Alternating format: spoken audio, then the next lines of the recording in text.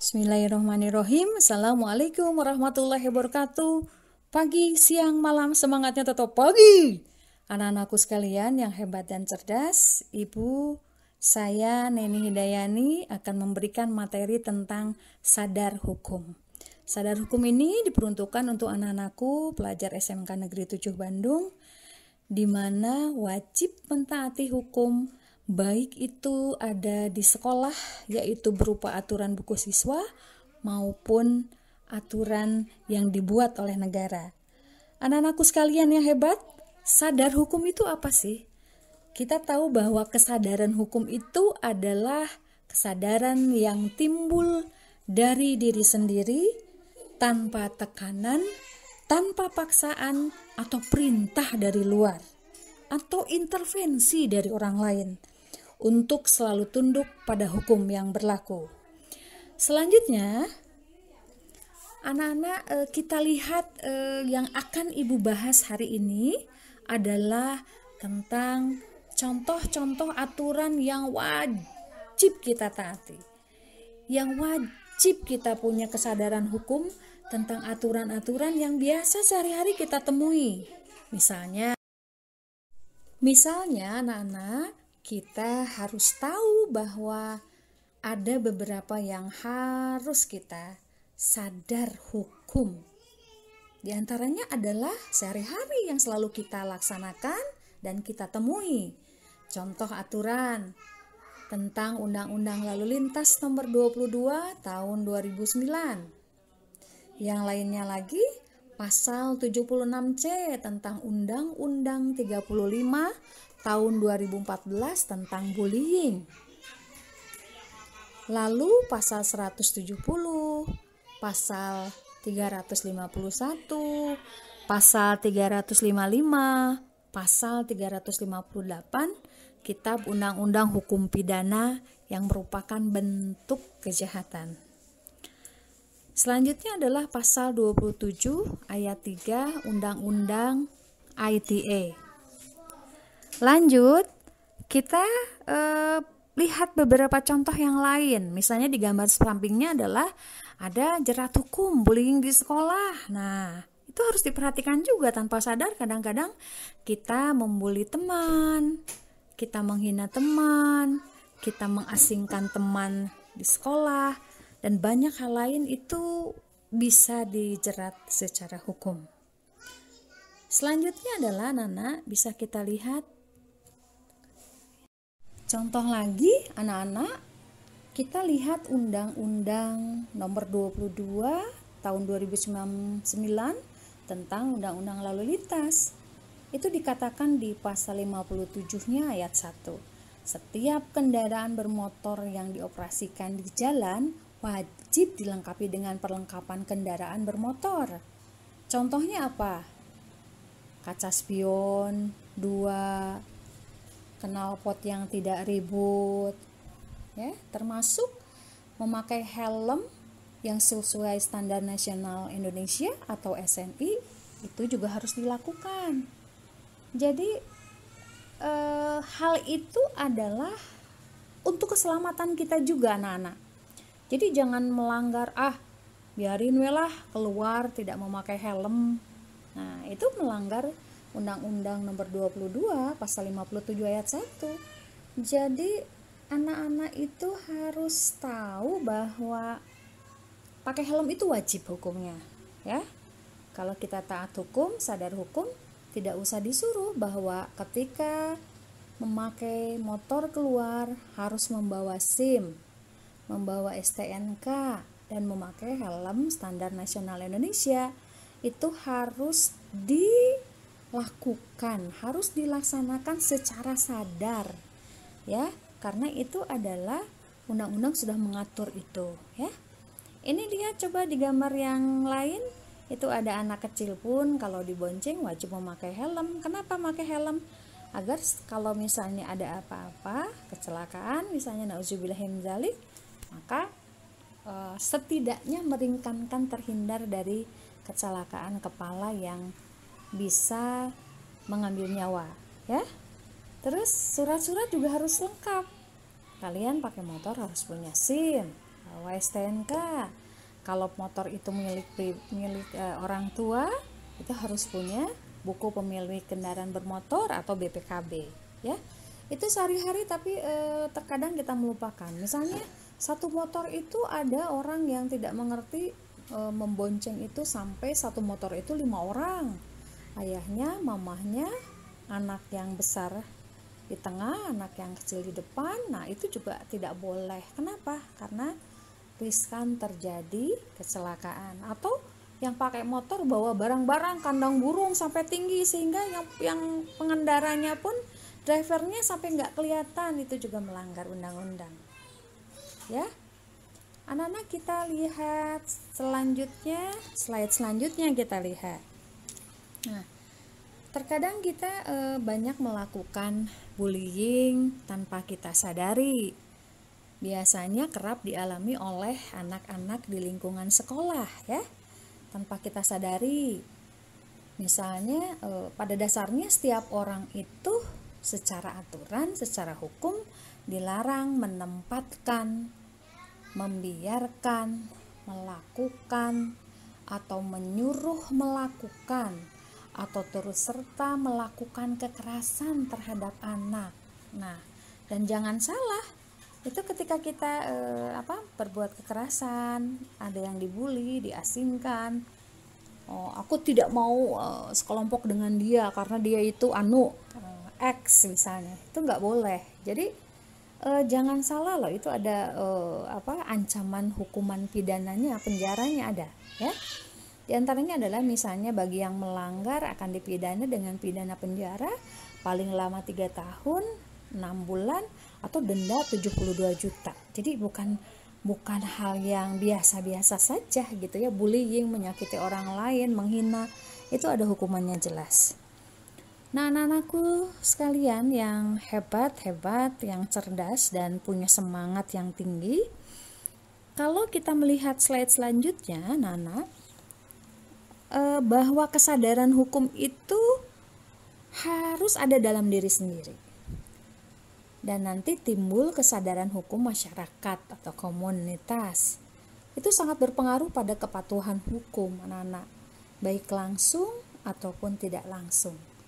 Berarti kesadaran hukum itu harus ada dalam diri sendiri, bahwa saya harus taat hukum di lingkungan sekolah dengan aturan-aturan yang dibuat sekolah, dan kita komitmen sadar bahwa itu adalah aturan yang harus dilaksanakan karena sudah disosialisasikan atau kita sudah menjadi warga sekolah SMK Negeri 7 Bandung, dan itu harus patuh.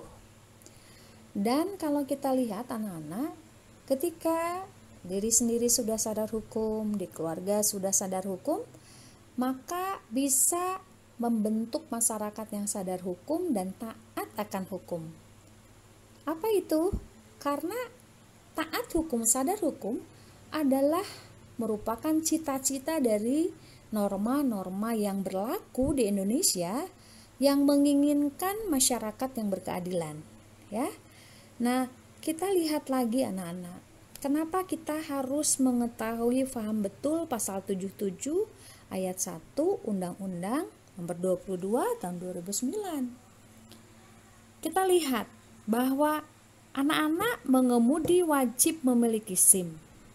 Ya, ayat tersebut pasal 2777 itu mengisyaratkan bahwa setiap orang yang mengemudikan kendaraan bermotor di jalan wajib memiliki SIM sesuai jenis kendaraan bermotor yang dikemudikan. Ada SIM A, ada SIM B, ada SIM C. Kalau motor adalah SIM C misalnya, ya. Nah, terus adakah hukumannya kalau kita melanggar? Oh, tentu ada. Itu bisa pidana kurungan paling lama 4 bulan loh, atau denda paling banyak 1 juta rupiah. Itu ada di pasal 281 Undang-Undang RI Nomor 22 tahun 2009. Nah, anak-anak, saya berharap kalian tahu dan taat hukum. Jangan sembarangan berperilaku yang tidak baik, ya. Itu bisa melanggar hukum loh. Anak-anakku yang hebat, kita lihat slide berikutnya tentang perkelahian tentang tawuran. Gue banget. Lu cewek-cewek harus tahu ya bahwa gue jagoan. Nah, itu adalah ungkapan yang sangat berbahaya. Karena ketika kita tawuran, yang ketika kita berkelahi menghilangkan nyawa orang lain atau jadi luka berat, itu ganjarannya luar biasa secara hukum pidana, ya Allah ya. Jadi anak-anak harus paham betul bahwa ketika kita berkelahi, bikin geng-geng untuk komunitas kekuatan pelajar misalnya, atau geng-geng yang untuk gelut lah, gue berani banget siapa yang lawan gue. Nah, itu hal-hal yang sebetulnya itu melanggar hukum, tapi kamu tidak pernah sadari karena kamu melihat bahwa itu adalah jati diri gitu, tapi jati diri yang salah ya. Kita lihat misalnya contoh di bulan Juni 2014 ya, itu PT Bandung Jabar memvonis 18 bulan penjara untuk terdakwa pembunuh dalam tawuran antar SMK di Cibinong, Jabar. Coba ya. Selanjutnya adalah ada kasus lain, misalnya di penjerat kasus mutakhir, itu di pasal 338 Kitab Undang-Undang Hukum Pidana KUH Pidana, itu bab kejahatan terhadap nyawa dengan sengaja merampas nyawa orang lain. Itu bisa 15 tahun loh pidananya. Jadi stop perkelahian, stop jago-jagoan, stop tawuran. Oke? Kita komitmen untuk itu. Sadar hukum untuk kita tertib, aman, dan berkeadilan. Anak-anakku, kita lihat ke berikutnya. Slide yang kadang-kadang kita tidak sadar untuk melakukannya. Kita tidak sadar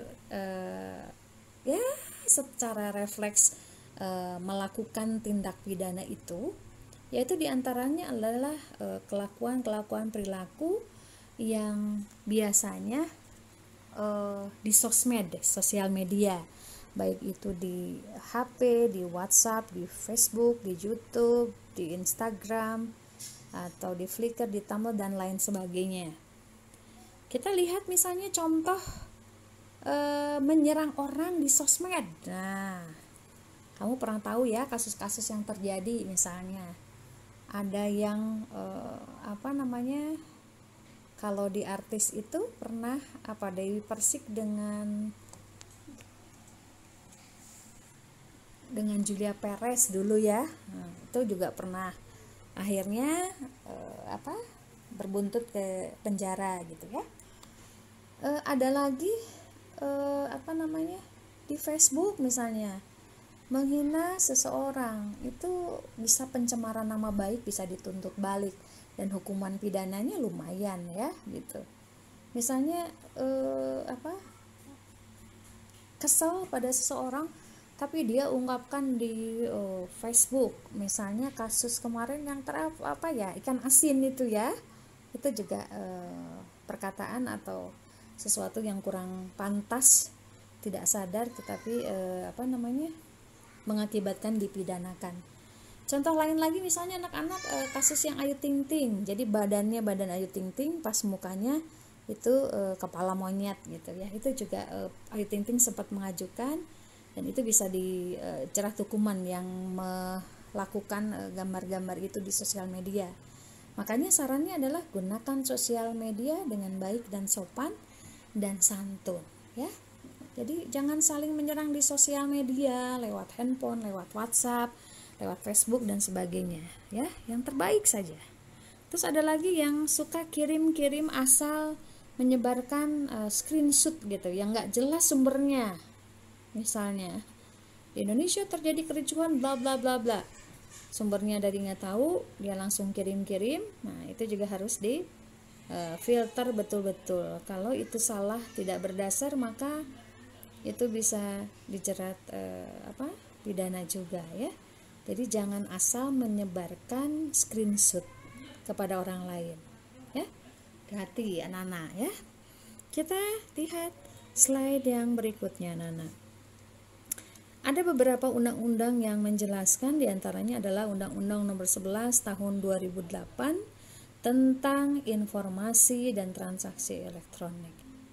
Itu kalau lihat di pasal 27 ayat 3 jelas ya, yang tadi saya katakan tadi, yang sebelumnya, bahwa setiap orang dengan sengaja dan tanpa hak mendistribusikan, membagikan, atau mentransmisikan, atau membuat dapat diaksesnya informasi elektronik atau dokumen elektronik yang memiliki muatan penghinaan dan atau pencemaran nama baik dapat dipidana dengan pidana penjara paling lama 6 tahun atau denda paling banyak 1 miliar rupiah.